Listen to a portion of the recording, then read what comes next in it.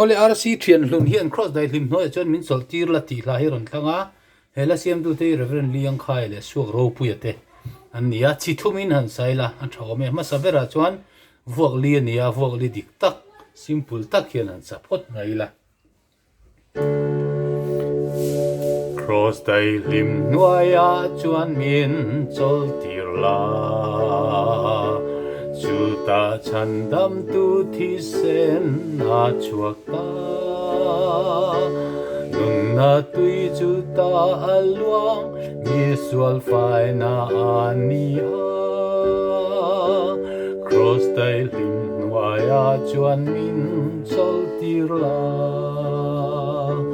cross daihlim hnuaiah chuan kei ka chola chu hun chu tharau lim na berani tu na ka lim em ta min chandam to awangin cross daihlim hnuaiah chuan kei ka chola kha vuak li simple tak khatiang pa ngai tak ania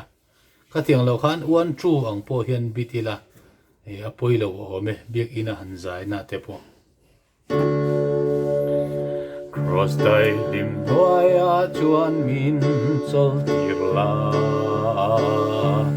chuta chandam tu thi sen na chuak ta nun na tui chuta luang mi sual fai na ania cross daihlim hnuaiah chuan min chawlhtir la cross daihlim hnuaiah chuan kei ka chola chu mun chu tharau lim na berani tu na ka lim em ta min chandam to awangin cross daihlim hnuaiah chuan kei ka chola kha pahni na ni sela ka tiang deuh khan a sak thei boka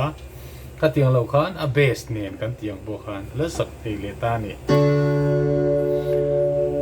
cross daihlim hnuaiah chuan min chawlhtir la chuta ka chana thi sen na chuak ta nun na tui chuta luang mi sual fai na ania cross daihlim hnuaiah chuan kei ka chola cross daihlim hnuaiah chuan kei ka chola chu mun chu tharau lim na berani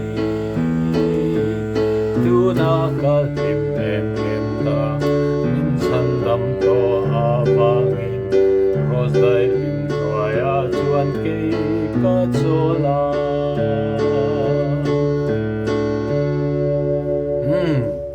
khatiang kha na sak thei ome aron request tu kha RC thian hlun ani